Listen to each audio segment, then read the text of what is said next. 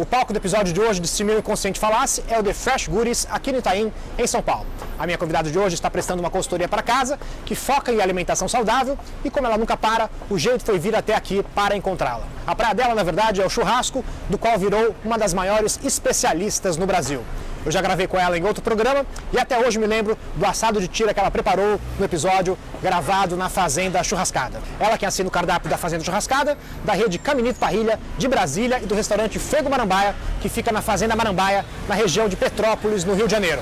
E ela ainda tem uma marca de delivery especializada em sanduíche de pastrame. Sem mais delongas, o episódio de hoje do Se Meu Inconsciente Falasse é com a Paula Labach.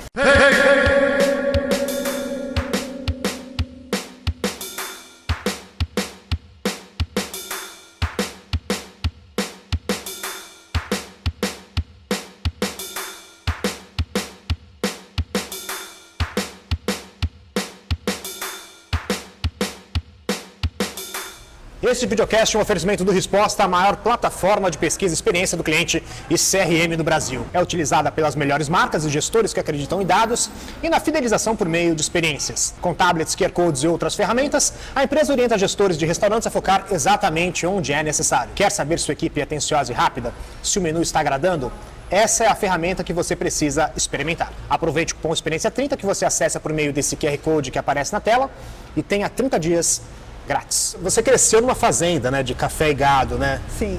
Você não tem vontade, às vezes, de largar tudo e voltar para um lugar desse? Hoje a gente pegou 2 horas de trânsito para chegar aqui no Itaim. Às vezes eu penso assim, eu vou pro interior. Aí eu penso, mas eu vou sentir saudades da loucura. Porque acho que também a gente acostuma um pouco com a loucura, né? Então, assim, tenho vontade, adoro de vez em quando dar uma fugida.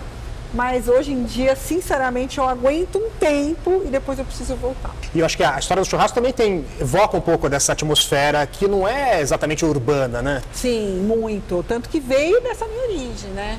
O meu pai, que gostava de fazer churrasco na fazenda, a fazenda era de gado. A gente estava sempre ali ao redor desse universo. E lógico, na cidade, hoje eu moro num apartamento. Eu tenho uma churrasqueira na varanda, mas não é todo dia que você consegue ir lá fazer um churrasco e tudo mais. Então assim, o churrasco é a cidade também, né? Uma coisa meio... Não é... Vai se ajeitando ali. Você vai se ajeitando. Mas sinto saudades da fazenda, do mar. E como é que foi crescer nessa fazenda? Assim? É Bocaina, não é isso? Você nasceu? Bocaina, no interior de São Paulo, do lado ali de Jaú. Uma região de café, né? A fazenda era uma fazenda centenária de café. A gente tinha café, algodão e gado de leite e gado de corte. Eu acho que foi a melhor infância que alguém pode ter na vida, porque, puxa, é muito bom, né? Eu acordava 4 horas da manhã, punha Toddy, na época era Toddy, não era tanto Nescau, Toddy na caneca, e ia no curral, porque eles estavam tirando leite. E aí pegava o leite quente ainda, leite cru, imagina. Não dava dor de barriga, gente. Tomava, brincava, sabe? Estudava, mas brincava, andava a cavalo. Você tinha uma vida muito mais, saudável, né? Comia tudo que vinha dali da horta. Minha mãe era muito focada nisso. A gastronomia vem muito da minha mãe, né? Que era uma apaixonada. Hoje eu tenho uma biblioteca enorme que era dela na minha casa. Então, assim...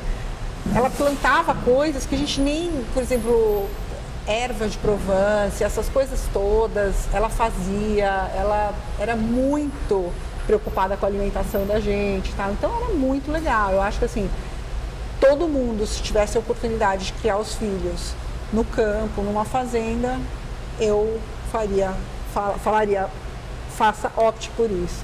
E quem tocava essa fazenda era o seu pai, é isso? Era meu pai, que era médico, mas apaixonado por fazenda, largou a medicina para ser fazendeiro. E essa fazenda continua na família? Não, essa fazenda não continua. Depois, quando nós ficamos, morei lá até os 16, aí com 17 anos meu pai ficou muito doente. Nós viemos para São Paulo, só mulheres, viemos para São Paulo e acabou que minha mãe precisou vender a fazenda e a gente vendeu. E qual que é a memória mais antiga que você tem da infância? Vou te contar uma ótima. Eu tinha a minha melhor amiga Betina, que é minha amiga até hoje, mora lá em Bocaina. Ela ia pra fazenda, a gente fazia a marmitinha num caldeirão. Minha mãe punha pra gente, porque a gente queria comer igual todo mundo que era da colônia. A colônia era uma colônia todinha de italianos. que falavam italiano, inclusive, mas eles faziam isso, então a gente queria fazer igual, punha na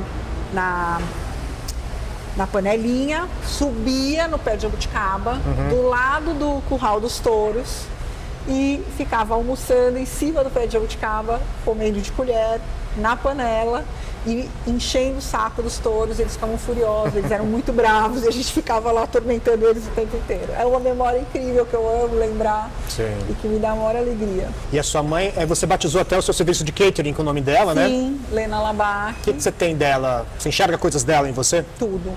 Até fisicamente, minha mãe era muito parecida, eu sou muito parecida com minha mãe. O paixão por molhos, né? Minha mãe era, se ela fosse na época trabalhar numa cozinha, logicamente ela seria uma chefe saucier, assim, maravilhosa, porque ela fazia molhos de um fundo de panela, ela fazia um molho que era uma coisa assim, todo mundo ficava babando, e o molho é muito importante na gastronomia, né?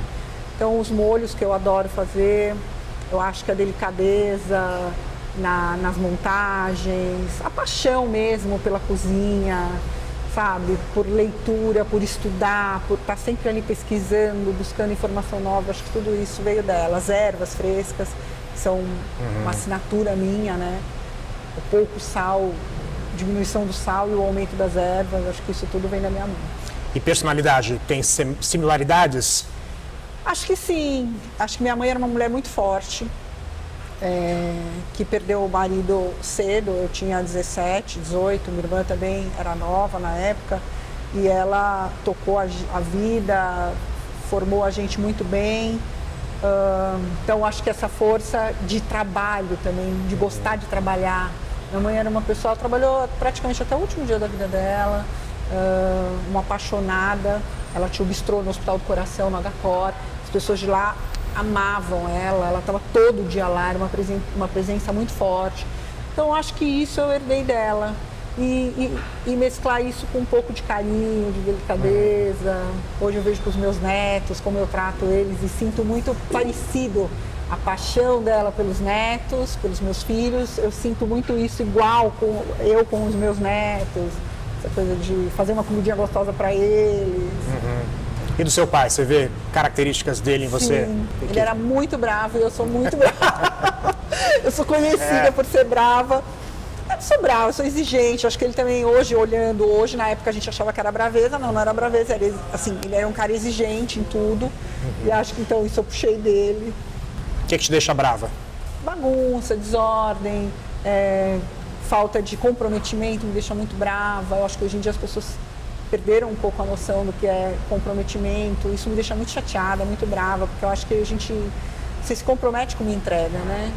Na vida, não só no trabalho, em tudo, no relacionamento, em tudo. E as pessoas perderam esse link aí do comprometimento. Tá difícil hoje em dia. Então, isso é uma coisa que me deixa bem brava. E bagunça. Essa questão do churrasco, ele traz uma informalidade, né? Uma certa informalidade, assim, mas isso... para virar bagunça é muito fácil, né? Muito fácil. Assim, o limite é uma linha muito tênue, né? Então, assim, se você não tiver o cuidado e virar uma bagunça, você não entrega. A gente vê em alguns festivais as entregas sendo feitas, não todas, mas algumas entregas sendo feitas mais ou menos. Exatamente por isso, porque a coisa passou aquela linhazinha que é muito tênue, né? Sim. Então eu sou muito chata com isso. E como é que a história do churrasco entra na sua vida? Você comentou um pouquinho que tinha, obviamente isso existia na sua família. Como é que era? Quem preparava esses churrascos? Meu pai, eu ficava ali do lado, sempre olhando. Mas eu sempre gostei de trabalhar com proteína. Então na fazenda eu adorava aquela hora que ia abater o porco, limpar, tirar cada parte, fazer cada coisa separada, pegar, elas faziam com a banha, faziam sabão, tudo eu achava interessante e eu ficava ali. O gado a mesma coisa. Então a minha gastronomia foi sempre se direcionando muito para essa área da proteína. Trabalhei com alta gastronomia há muito tempo, mas sempre gostando muito daquela coisa do rústico. O rústico bacana, bem feito. E aí chegou um momento que eu comecei a trabalhar, saí um pouquinho da alta gastronomia e comecei a me focar mais em charcutaria, que é uma das minhas especialidades. Comecei a trabalhar charcutaria, e da charcutaria eu já estava nesse universo da carne. e já gostava muito disso. Quando deu o boom da carne no Brasil, meu nome já era um nome que estava ali muito presente. E aí eu pus para fora aquela coisa que eu queria, de criar coisas diferentes, fazer a parede dos 3 porquinhos, fazer o varal de cupim, que foi o primeiro. Eu nunca tinha pensado em fazer um varal de cupim, fazer o cupim ali no fogo aberto, né? Então, assim, várias coisas foram vindo com os patos de Pequim. Consegui pondo para fora essa criatividade, essa vontade de fazer o fogo, de ver o fogo, de ficar o tempo inteiro ali, às 18 horas, às 24 horas, enfim. E você é apontada como uma precursora, por ser uma das primeiras mulheres, né, a virar referência no mundo do churrasco. Primeiro, queria ver se você se enxerga dessa forma e como é que foi virar essa referência. Nossa, eu me enxergo, sim. Assumo essa posição junto com ficou até arrepiada, com que foi minha melhor amiga, que era a Clarice Schwartzman. Ficou até emocionada, que ela deixou a gente o ano passado. E acho que eu e ela, sim, fomos as 2 precursoras. E abrimos o campo para um monte de gente boa. Né? Hoje tem um monte de mulher maravilhosa no churrasco. Então, acho que a gente abriu esse caminho muito bem. E sei que aonde ela está, toda vez que eu vou fazer um churrasco, ela está ali comigo. Mas aí como é que foi fazer virar essa referência sem referências? Assim, quer dizer, você tem que desbravar, né? Desbravando, exatamente. Tipo assim, as pessoas olhavam e falavam, nossa, até as pessoas passam a te achar masculinizada. É uma coisa assim que... E foi muito louco, foi difícil, não foi fácil. É um universo machista. A cozinha, até hoje, é um universo que ainda tem muito machismo. Você imagina quando eu comecei há 40 anos atrás. Né? Então, assim, a gastronomia, ela vem melhorando, mas ainda é muito machista. Imagina o churrasco. Né? E o cara se sente o quê? Invadido, tá roubando o meu espaço. Quando, na verdade, ninguém rouba espaço de ninguém, cada um tem o seu trabalho. Que espaço é esse, né? Quem determinou, né? Exato. Então, assim, foi difícil, não foi fácil. E passamos por momentos, inclusive, às vezes juntas, eu e Clarice, por momentos, assim, absurdos. Por exemplo, Por exemplo, um churrasco, um evento que fomos fazer no Pará, em Belém do Pará. Fomos fazer o boi inteiro, super brifado, que a gente precisava o boi 24 horas antes, tá? O boi chegou com 12 horas antes do evento, um boi que tinha acabado de abater, tudo errado. E assim, a gente olhou uma para outra e falou, a gente tem que entregar e tem que entregar isso incrível. E a gente se matou ali para entregar num calor de 40 graus, um trabalho impecável, só sobraram os ossos do boi, sabe? Então, assim, mais exaustas, sabe? Uma loucura. E talvez se fosse, digo sinceramente, talvez fossem 2 homens, as coisas tivessem sido respeitadas de outra forma naquele momento. Mas eu sempre falo e volto a dizer, eu sempre fui muito respeitada pelos meninos, né? Acho que foi exatamente por quê? Pela minha entrega. Eu acho que quando você faz uma entrega bem feita, não tem como ser questionado isso. Então, eu sempre fui respeitada. Acho que 90% dos meus alunos são homens. Eu já tenho, sei lá quantos mil alunos, e 90% são homens. Então, muita gente que está hoje no churrasco foi meu aluno, né? Bocabelo, o Henry da FA Defumados. Sei lá, tem tanta gente que foi meu aluno. Então, acho que sempre fui respeitada por ele. Você já me contou uma vez que, ao longo da vida, você foi se dando conta de que muita gente, na casa de muita gente, quem fazia o churrasco, na verdade, eram as mulheres e o homem ia aparecer lá só para dar o ponto, só para cortar. Como é que foi isso? Se dar conta disso? Você sabe que na história, né, na pré-história, quem cuidava do fogo era a mulher, o homem ia caçar. E quem cuidava do fogo, efetivamente, era a mulher. E hoje, e muita gente, às vezes eu chego, né, para fazer um evento e tal, e as pessoas falam, você sabe quem faz o churrasco na minha casa é minha mulher. Então, assim, é legal você, e muitas vezes quietas, talvez por vergonha de fazerem o churrasco, ou de, tipo, eu vou atravessar meu marido se eu falar que eu faço churrasco, sei lá. Mas, enfim, é muito legal ver, e hoje eu acho que as mulheres ganharam esse espaço e se orgulham de fazerem churrasco. Eu vejo várias amigas que fazem churrasco em casa, elas mesmas. Então, acho que, assim, a gente ganhou aí um espaço. E dá para dizer que fazem melhor? Não, eu acho que, não sei se fazem melhor. Eu acho que, assim, às vezes a mulher talvez seja um pouco mais...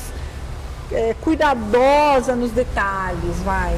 Mas não melhor ou pior. Eu acho que não existe churrasco melhor ou pior, existe churrasco que te faz feliz. E tem muito lugar que eu vou que o churrasco é aquela coisa rápida. Aí começa, pum, pum, pum, pum, pra cá, e acabou o churrasco. E quem acaba curtindo o churrasco de verdade é o churrasqueiro, é quem está fazendo o churrasco, porque ele vai na dele. Quando todo mundo já acabou de comer, ele está lá ainda, fazendo a carinha, sabe? Então, assim, acho que as pessoas precisam olhar para o churrasco com esse olhar, sem pressa. Vamos curtir esse momento, aproveitar, sentir... Sem pressa para fatiar quando sai da grelha. Tudo, para fatiar, para fazer o fogo, para esperar o fogo, a brasa tá na hora certa. Sabe? É aí que você estraga tudo, né? mais cedo para curtir aquele momento de acender o fogo, que é tão legal, é um ritual, né? Então, eu acho que esse é o a grande experiência do churrasco. E eu li que você prefere ser chamada de cozinheira do que pitmaster ou assadora, né? Por quê? Porque eu sou cozinheira. Eu comecei a minha trajetória como cozinheira. Vou ser sempre cozinheira. Chefe eu estou, porque eu sou chefe de várias casas, porque eu tenho a minha própria casa, onde eu sou a chefe do time, mas eu sou cozinheira e adoro ser cozinheira. E como é que você acha que os cozinheiros, em geral, veem os assadores, os pitmasters? Eu acho que por um tempo com um preconceito, porque só se pensava em entregar carne, e churrasco não é só carne. Churrasco é o todo, é o entorno, são os molhos, são os acompanhamentos, as saladas.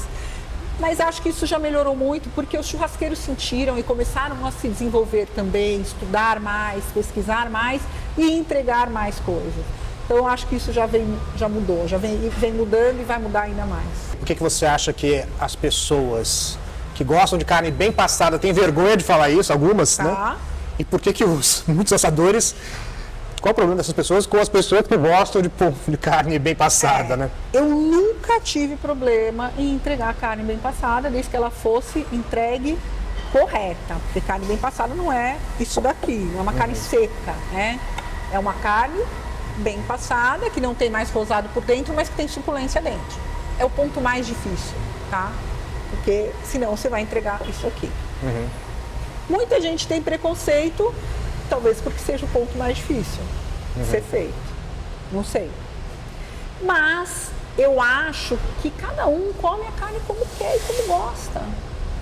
Por que eu tenho que fazer o cara? Eu posso até, muitas amigas minhas, eu ensinei devagarzinho a comer como ponto, entendeu? Para ela ter uma experiência mais legal daquele corte. Porque você sabe, você comer um Denver bem passado, é triste, porque ele perde todo o glamour dele, né? A delícia dele.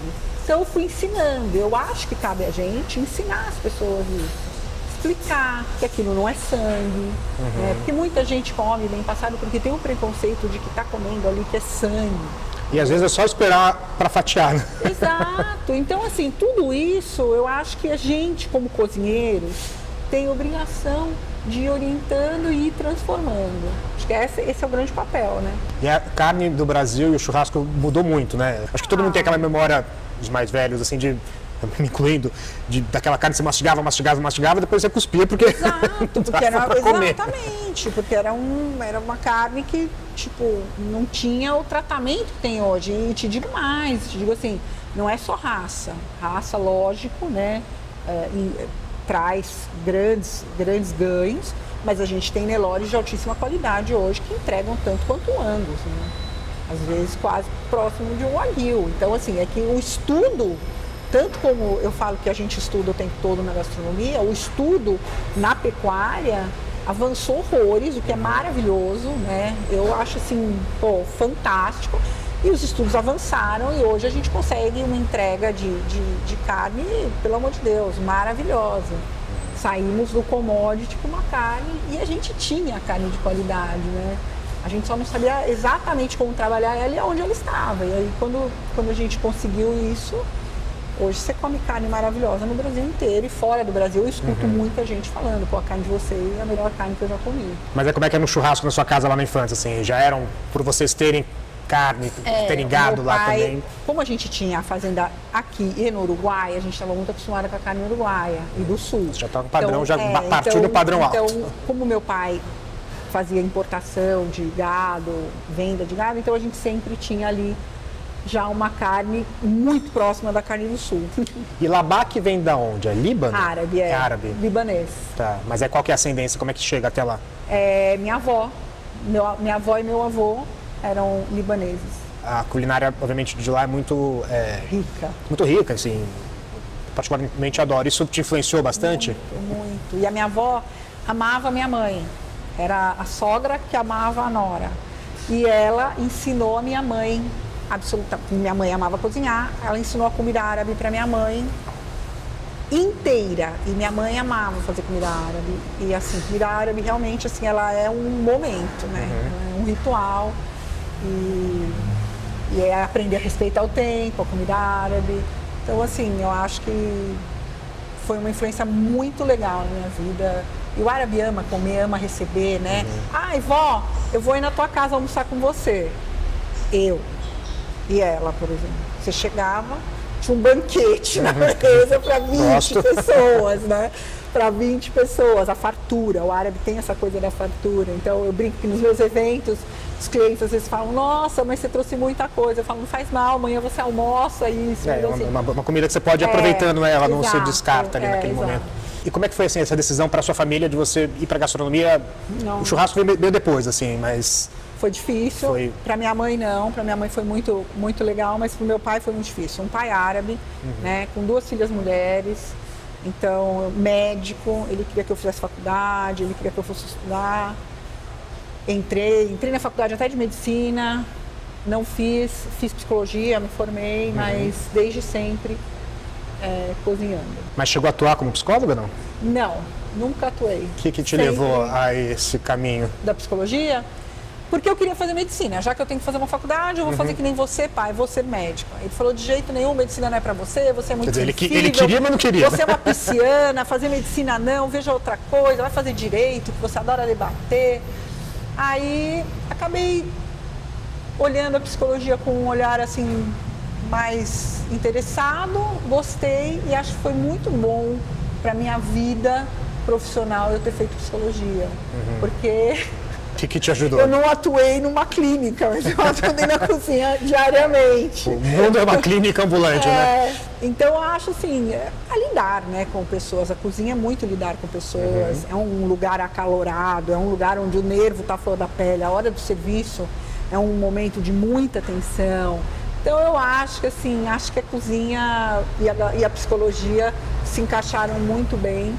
Foi muito bom eu ter feito. Acho que foi do meu pai, para eu ter feito. E a especialidade dele qual que era? Ele era psiquiatra e ginecologista e obstetra. Pôs muita gente no mundo.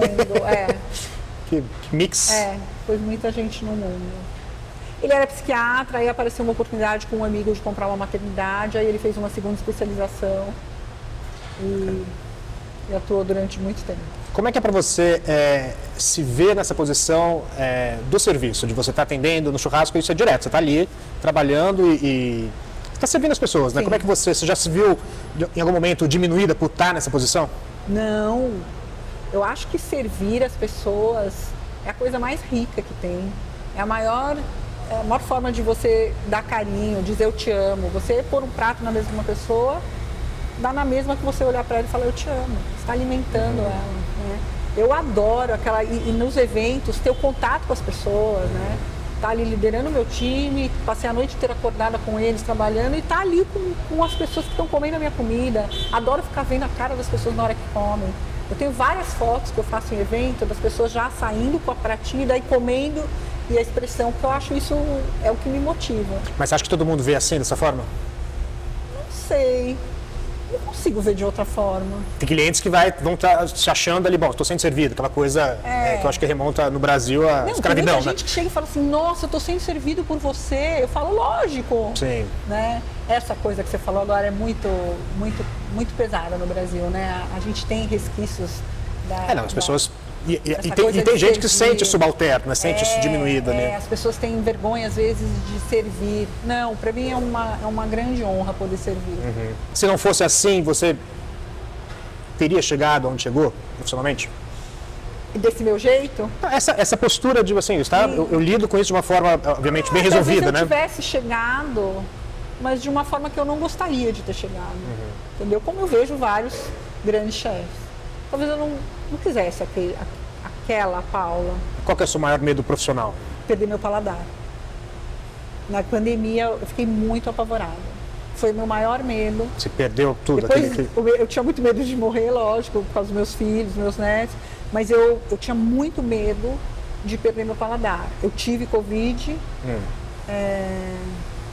perdi o paladar e fiquei apavorada que não voltasse, mas voltou totalmente pleno. E paladar é uma coisa, vou até falar aqui um pouco. Eu acho paladar uma coisa muito importante na trajetória de um cozinheiro. E eu fico indignada com o paladar do meu neto, o Leonardo. Ele tem 5 anos, ele come alguma coisa, ele olha pra mim e fala assim, nossa, vovó, tem cenoura aqui, né? No molho. Sabe? Coisas assim, eu falo, nossa, que lindo, né? Pra ele, pra vida dele, ter esse paladar. Eu fico meia hora tentando lembrar o nome da cenoura. Bom, você empreende, você comanda negócios de muitas pessoas também, né? O que é mais legal? Verdade. Empreender, chefiar o próprio negócio ou dos outros? O dos outros é uma responsabilidade tão grande, né? Que se eu fizer uma coisa errada, a pessoa confiou em mim, o dinheiro dela. Então, essa responsabilidade é um peso grande. Por outro lado, eu não tenho peso financeiro, né? Que hoje em dia é alto para tudo. No meu negócio, eu me divirto muito mais, porque eu não tenho essa carga tão grande de ter que dar certo, que é o meu dinheiro que está ali. Mas, lógico, eu sei o quanto eu trabalho para ter o meu dinheiro. Então, assim, são 2 momentos, ambos de muita seriedade. Mas acho que, assim, pensando, eu me divirto também quando eu estou trabalhando. Eu adoro. Imagina aqui, por exemplo, no The Fresh Goods, que é uma coisa, né, uma cozinha diferente para mim quando eu cheguei e tal. Então eu me divirto, adoro, faço coisas, né, fora da caixinha. Mas eu acho que, assim, na Deli, na Labac Deli, é difícil, eu descobri como é difícil ser empreendedor no Brasil, né, por conta de tudo. Mas é um desafio que eu me coloco todo dia e que ela vem crescendo, crescendo, crescendo. Em breve, se Deus quiser, a gente abre a primeira loja de rua. Porque hoje funciona só para delivery. Hoje é só delivery. Delivery a gente atende muito o food, né? A gente produz pastrame, picles, defumados para restaurantes, bolinho, várias coisas. Quem precisar, só chamar. Se meu inconsciente falasse, também um oferecimento da Casa Flora, que completou 55 anos no ano passado. Fundada como um armazém de secos e molhados em 1970, a companhia se transformou em uma das maiores importadoras do país. A Casa Flora movimenta mensalmente de 50 a 60 containers repletos de vinhos, cervejas, destilados, azeites, massas e molhos, entre outros produtos. Ao todo, são cerca de 1.300 itens de marcas que dispensam apresentações como Paganini e Paulaner. Os vinhos correspondem a quase 60% das importações e um dos destaques entre os rótulos de alta gama, este branco aqui, o Monserrat Reserva da Carmin, cooperativa de recuengos de Monserrat, no Alentejo, em Portugal. Blend de 3 uvas, Antão Vaz, Verdelho e Viozinho, é um vinho estruturado, fresco, com boa complexidade e final agradável e persistente. Ótima companhia para peixes assados, carnes brancas e queijos como brie e camembert. Está à venda tanto no site da Casa Flora quanto na rede de restaurantes e supermercados abastecidos pela importadora. Trouxe um vinho branco aqui para... Delícia! para essa etapa da conversa. Essa etapa, boa. Eu adoro brancos.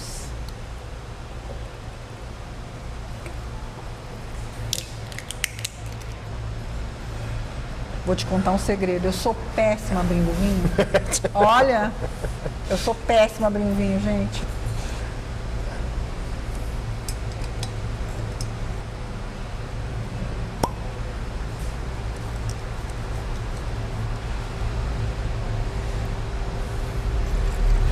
Você experimentar. Nossa, que delícia.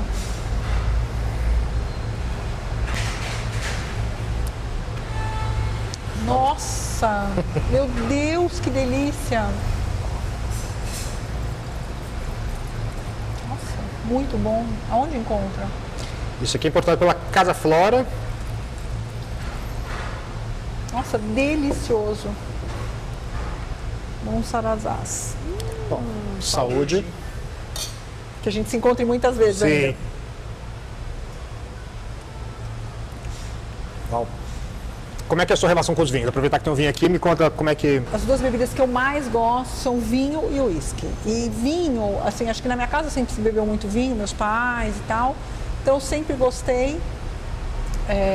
E como a gente tinha muita proximidade com o Uruguai, Argentina, também a gente sempre estava muito próximo de um vinho bom. E eu peguei esse Tô invejando essa infância na fazenda, tô invejando aqui. Cara, boa, vinho. Eu adoro, realmente, eu adoro vinho. O que te remete um vinho desse, assim, se você pensar esse primeiro gole, assim, meio estômago vazio? Conforto, né? Uma coisa de, eu vou comer bem. Eu acho que o vinho está muito associado a comer bem, né? A relaxar. Eu adoro, por exemplo, de noite em casa tomar uma tacinha de vinho. Adoro. Ou estar cozinhando e tomando um vinho. Eu acho que o vinho tá ali com a gastronomia, ele se embolou com a gastronomia ali, ele faz parte da gastronomia. E um vinho desse, o que você acha que cai bem, assim, para harmonizar? Nossa, eu adorei ele, de verdade. Eu acho uma vieira que eu amaria, uma vieira na brasa, com umas ovas legais, um molhinho. Até usaria talvez um pouquinho dele para finalizar ali o molho. Com 1000 coisas. Acho que com vegetais crus também. Eu até nem sabia que vinha o vinho branco, hein? Mas eu pedi um hummus, por causa da minha história, com vegetais. Eu acho que vai cair bem. Então você aguarda aí que a gente volta aqui já em um minuto, então, com essa harmonização. Vamos provar junto. Bom, o que temos aqui? Bom, temos um hummus com pistache e um tomate ralado. A gente tem aqui esse tomate só raladinho, temperado com sal e pimenta do reino, que é bem gostoso. E vegetaizinhos. É um restaurante focado numa comida saudável. Primeiro, como é que foi para você aceitar esse desafio aqui? Eu já te pergunto, porque assim, o churrasco é uma outra... Não é a imagem que as pessoas... Sim, mas eu sempre comi muito saudável. Eu como muito legume e muito vegetal. Sim. Muito, muito, muito. Então, para mim, foi nesse quesito foi muito bacana. Um pouco difícil tirar algumas coisas que a gente está acostumado, como as farinhas, né, normais, a farinha de trigo, o glúten, os açúcares. Então, é um desafio, diminuir gordura, mas é um desafio muito legal, porque você começa a descobrir outras coisas bacanas, né? E a proteína, o churrasco, tanto que a gente tem Jósper aqui, brasa, né? Ela é mega saudável. Então, é o que eu sempre falo, o vegetal, o legume é sempre o melhor acompanhamento, ou salada ou legume para uma boa carne. Então, acho que aqui a gente casou isso bem. Bom, vamos provar. Então o pistache veio até pro hummus agora. Até pro hummus. Isso é muito bom. Bem ácidozinho, gostoso, delicado. Eu acho importante quando a gente faz hummus, a gente trabalhar bem o grão de bico, né? O tempo de demolho dele é importantíssimo, a cocção dele é importante. Eu sempre ponho um pouquinho de bicarbonato, tanto no demolho como na cocção, para ele tirar aquilo que faz a gente se sentir estufado, inchado. É um prato que eu adoro e lembra a infância, ó. Lembra a minha infância. Minha mãe adorava crudités, assim, de legumes. E essa coisa de você ir aos pouquinhos, né? Quer dizer, não tem a refeição, ela vai fluida, né? Uma Exato. coisa que é muito legal, né? Você... centro de mesa, né? Sim. Compartilhar, todo mundo conversando, tomando um bom vinho, batendo papo. E como o churrasco também tem essa coisa de você alonga a refeição, quer dizer, não é aquela coisa, né, que você estava falando um pouco sobre isso, né? Começa, vai, acabou, tchau, café, conta. Exato, exatamente, não é isso, né? Até nos restaurantes a gente vê, na fazenda, por exemplo, só fica, né? Sim. Teve um momento que você falou assim, é isso que eu quero para minha vida, trabalhar com cozinha. Ah, sim. Quando eu estava fazendo psicologia. Você chegou a algum momento a achar que você ia ser psicóloga? Não. Ou foi só para o seu pai? Só para o meu pai. Não. Aí eu sempre, na faculdade, eu cozinhava para as festas, eu fazia coisa para encomenda para outro, não sei o quê. Então, assim, eu sempre soube. Mas, falei, eu vou fazer, tudo bem. Mas seu pai já tinha falecido quando você foi fazer faculdade? Não, eu entrei na faculdade muito nova. Entrei na faculdade com 16 para 17. Ele faleceu quando eu estava com 18 para 19. Ele faleceu, eu estava na faculdade. E aí você foi com o curso Fui até o fim? Sim. Eu sou de isso é uma coisa minha. Eu sou de ir até o fim nas coisas que eu começo. Acho que faz parte daquela coisa de querer as coisas mais alinhadas e tal. Eu acho assim, eu fico muito no pé dos meus filhos até. Começou, vai até o fim. Eu brinco com os meus netos. Tá brincando com isso? Vamos brincar. Não quero mais brincar com isso, vamos guardar esse e brincar com o outro. A minha filha dá risada, fica brava.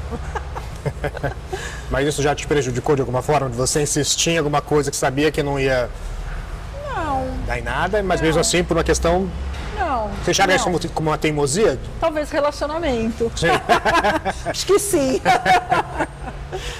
Aí quando você consegue se libertar, você fala, nossa, por que eu não fiz isso antes? Como é que você define o seu temperamento? Eu acho que eu sou... Cara, eu abraço as pessoas, tanto que eu tenho pessoas que trabalham comigo há, sei lá, 15 anos, 16 anos, porque eu realmente sou a mãezona e protejo realmente o meu time, mas eu sou exigente, né? Então eles mesmos falam, ela é brava, ela é exigente, não é que ela é brava, ela é exigente, mas sempre fica, a fama fica de brava. Nos festivais de churrasco, a minha estação era a estação da lei seca, todo mundo tirava sarro. E realmente, eu não deixava o time beber enquanto não acabasse a nossa entrega. Acabou a nossa entrega, meu amor, você pode beber até morrer. É um problema teu, mas aqui eu tô com o meu time para quê? Para entregar o melhor para o público. Então, assim, a minha estação sempre foi lei seca. Durante um tempo, todo mundo tirava sarro. Depois, as pessoas começaram a perceber que eu era chamada para todos os eventos. Por quê? Talvez porque a minha estação fosse a lei seca. E aí todo mundo começou. Hoje, 90% dos festivais, ninguém pode beber nas estações, entendeu? Então, assim, é legal, porque você começa também a mostrar um outro lado. Já vi várias mulheres falando disso, mas deixa se você concorda. Uma mulher que cobra, etc., chamada de louca, ela é brava. E se fosse um homem, seria, o cara é exigente, ele é um líder, ele se vê dessa forma. Eu nunca fui de ter piti, tá? Nunca fui de dar escândalo, gritar, dar show, não. Eu sou firme. Se você me ver na boqueta num dia, você vai ver que eu sou firme. Então eu acho que eu não passei por isso. Pode realmente ter outras pessoas que passaram por isso, eu não passei por isso. E meus times sempre me encararam realmente como uma líder. Mas acho que a seriedade, quando eu tô na cozinha, eu sou muito séria. Muito. E você consegue se divertir na cozinha? Muito. Eu adoro. Adoro. Até quando as coisas dão errado, a gente tira proveito. É muito comum profissionais dessa área que depois de um determinado momento da carreira, falam assim, não, eu vou ficar agora mais gerenciando. Você parece que gosta de continuar indo lá. Assim, execução, né? Eu amo estar dentro da cozinha. Hoje eu estou muito menos dentro do que eu gostaria por N motivos, né? Tem a parte de gestão, de trabalho... As planilhas. Planilhas, reuniões, isso e aquilo tomam muito tempo. Mas sempre que eu posso, eu estou lá dentro. Gosto de entrar, e aí o pessoal já brinca, porque eu chego abrindo todas as geladeiras, olhando tudo, então o pessoal já... E ninguém nunca sabe quando eu vou chegar. Eu gosto disso também, sabe? Porque eu acho que é legal chegar. Porque o time tem que estar pronto sempre. Sim. Né? Eu lembro que o meu pai, a gente tinha gado de exposição. Levava o gado para exposição, e eu fiz curso e tal, para desfilar com o gado e tal. Então, eu lembro que o meu pai, eu desfilava sempre com um touro, que é um touro canadense, era um touro canadense, meu pai trouxe do Canadá, e ele sempre falava, lembra que você tem que estar com ele sempre pronto para uma foto. E é mais ou menos isso, a cozinha tem que estar sempre pronta, entendeu? O hospital tem que estar sempre pronto, o profissional ele tem que estar sempre pronto. Com a história, né, de quando chegou o suposto crítico do Michelin, vai cozinhar bem, né? Aquele dia que eu vou, quando vem a nutricionista, a gente limpa a cozinha, gente? Não, tem que estar sempre impecável. Essa vida de jornalista, enfim, desse meio, assim, você é muito convidado para os lugares. Venha quando você quiser. Aí fala, vou no dia tal. Mas o chefe não tá. Aí ele não quer que você vá. Bom, mas... Tem que estar igual o cara que vai comer lá, então naquele dia tá ferrado. Como é que você acha que as pessoas te enxergam? Como uma mulher forte. Eu acho. A Paula é forte, a Paula é uma mulher firme. Ela é exigente, ela é brava. Outras pessoas, como os meus times, estão bem próximos de mim, ela é uma mãezona que ensina, como uma grande, não é professora, mas que compartilha tudo, sabe, o que sabe, sem medo nenhum. E sem segurança, imagino. Sem insegurança nenhuma. Eu adoro compartilhar o que eu sei. Quando eu comecei a dar minhas aulas de charcutaria, eu ensinei. Comecei a defumar 17 anos atrás. As pessoas falavam, mas você vai parar de vender os seus produtos. Eu falava, tudo bem. Não vou parar de vender os meus produtos. Você vai fazer o seu, vou fazer o meu, você vai ter o teu cliente, eu vou ter o meu. Eu ensinei tanta gente, ajudei tanta gente em momentos tão difíceis a conseguir um novo caminho, sabe? Eu acho isso super legal, não tem que ter medo disso. E como é que você se enxerga? Um poço de fragilidades. Nossa. É defesa isso, então? Eu sou super emotiva, eu sou super sentimental, eu sou de chorar assistindo filme. Eu olho para os meus netos e eu me emociono, sabe? Eu me emociono muito, assim. Eu sou pisciana, né? Peixes é aquela pessoa que está sempre ali no universo dos sonhos e tal. E eu acho que por acreditar nos meus sonhos, eu cheguei onde eu cheguei. Porque hoje eu paro, assim, às vezes e olho e falo, nossa, como eu cheguei aqui? Eu acho que eu cheguei porque eu acreditei nos meus sonhos. Você tem sonhos ainda para se realizar? Ah, muitos, muitos. A Labacdelli, a expansão dela é um sonho. Fazer mais e mais casas para os meus clientes, ver as casas bombando, ver uma fazenda churrascada fora do Brasil. São sonhos que eu vou concretizar com certeza, sabe? Ver os meus netos brilhando nas escolhas deles, dos meus filhos. Eu nunca vou parar de sonhar, porque eu acho que assim, eu vou te dizer que nas entrevistas hoje em dia, às vezes de contratação, uma coisa que me dá um pouco de tristeza, eu vejo as pessoas deixando de sonhar. A primeira pergunta que eu faço para as pessoas é: qual é o seu sonho? E muita gente não tem sonho. E a partir do momento que você não tem sonho, você está estagnado, você está parado, congelado, né? Então eu acho que assim, nunca deixe de sonhar e de acreditar nos seus sonhos, por mais louco que ele seja. Né? Existem tantos caminhos para você conseguir chegar. E você sempre foi assim? Eu já tive momentos dificílimos na minha vida, dificílimos, mas eu sempre parei, sofri o que eu tinha que sofrer, olhei para frente e falei, vamos. Você acredita que as coisas são como são ou que dá para mudá-las? Não, acho que dá para mudar. Tudo, se você juntar as suas forças e puser energia, você consegue transformar.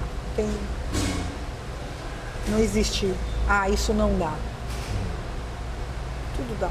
Não dá para não morrer. Sim. Né? Infelizmente. A realidade, ela é isso. Soberana. Mas olha aí agora, gente, descoberta de um medicamento onde as pessoas estão, os tetraplégicos voltando a se movimentar. Quer dizer, gente, é isso, é estudo, é pesquisa, é vontade, né? É energia naquilo. Tudo que você faz, você tem que pôr energia. Energia é um negócio que eu acredito demais. Energia na minha casa, energia em tudo. Eu tenho rituais, eu gosto de preparar minha casa para dormir. Eu gosto de tudo arrumado na minha casa na hora que eu vou dormir, porque eu acho que é uma energia. À noite, catalisa um monte de energia, entendeu? Eu tenho horror de louça na pia, porque eu acho que a louça na pia traz uma energia negativa, sabe? Não flui. Então, assim, eu acredito em energia em tudo. Eu sempre falo, uma pessoa que, por exemplo, naquele dia não está legal, então ela vai contar o estoque, ela vai fazer outra coisa, mas não vai fazer o prato. Você sente na comida também essa coisa de uma comida... Lógico, a energia... Má vontade é fácil de perceber, assim, mas... Passa pela tua mão a energia, né? Não tem como. A gente é energia, né? O que é sucesso para você? É você fazer o que você gosta, bem feito e colher os resultados. Ser feliz. Se você fizer tudo isso e não for feliz, né? Porque eu acho que a gente nasceu para ser feliz. E não for feliz, não adiantou nada. E riqueza? Meus netos. Riqueza é você ver as pessoas que você ama crescendo, com saúde, se transformando. Não tem riqueza maior que essa. Não tem. E segundo lugar, poder viajar. Isso para mim é uma riqueza sem tamanho. Eu amo viajar. Eu amo conhecer culturas novas, eu amo ver pessoas, entender como aquele lugar funciona, sabe? Eu acho que isso é uma grande riqueza e que, graças a Deus, o meu trabalho me proporciona. E agora uma pergunta do Resposta, que é um dos apoiadores desse videocast, né? Quando o assunto é atendimento, o jogo muda em um restaurante como a Fazenda Churrascada, né? Porque lá o churrasco, né, como a gente já conversou, o churrasco imprime uma certa informalidade para o negócio. Lá tem banda ao vivo, o volume de clientes é altíssimo. Então, isso muda as expectativas para os clientes em relação ao atendimento? Eu acho que sim. Eu acho que cada casa tem que ter a sua identidade de atendimento. Isso não quer dizer que o atendimento seja melhor ou pior. Ele tem que ser excelente sempre. Mas acho que sim, lá o atendimento é muito mais informal do que no Jardim Churrascada que a gente abriu agora dentro do Ibirapuera, que é muito mais, o serviço é um pouco mais delicado, mais rebuscado, né? Então são momentos diferentes. Eu acho que é importantíssimo, mas eu acho assim, o serviço ele é tão importante quanto a qualidade da comida. Uma coisa que eu me bato muito nessa tecla, e que eu acho que é fundamental e que às vezes a gente negligencia, né? Treina-se muito só a cozinha, né? E o serviço, eles têm que ter treinamento. As pessoas, elas não nascem sabendo, as pessoas precisam de suporte, precisam de ajuda, né? Então, e acho que nesse momento é o momento de você imprimir qual é a cultura daquela tua casa, cultura daquela casa. A cultura é isso que você falou, a cultura da churrascada qual é? A informalidade, um momento de descontração, a música mais alta. Então, a cultura, ela tem que estar muito, muito arraigada a todo mundo que trabalha naquele lugar, desde o manobrista até o gerente e todo mundo. Porque senão você se perde. Por exemplo, quando você vai num restaurante que você não tem uma relação comercial, e você vê aquele prato ali esperando na boqueta que ninguém... Em pânico, eu em pânico, me segurando na cadeira, vendo aquela comida ali esfriando, ninguém olhando para a comida, ou vendo, por exemplo, ou fazendo uma pergunta e o garçom não sabendo, respondendo tudo errado. Isso é triste, eu fico triste pelo dono do lugar. E por todo o time, né? Até pela pessoa que está dando a informação errada. Porque talvez nunca chegou a ela a informação correta. Então, assim, os detalhes no restaurante são tantos, né? Aqui agora a gente muda o cardápio segunda-feira. Então, assim, todo o time tem que comer tudo antes para entender. Tudo super explicado. Tem dúvida, tem que ser retirado. Eu sempre digo para os times, pessoal, perguntar é sinal de inteligência, então não tenham vergonha. Muita gente tem vergonha de perguntar porque acha que é um sinal de falta de cultura. Não, perguntar é a melhor forma de você mostrar que você é um cara inteligente. Meu pai sempre incentivava a gente a perguntar. Por quê? Porque você está adquirindo conhecimento.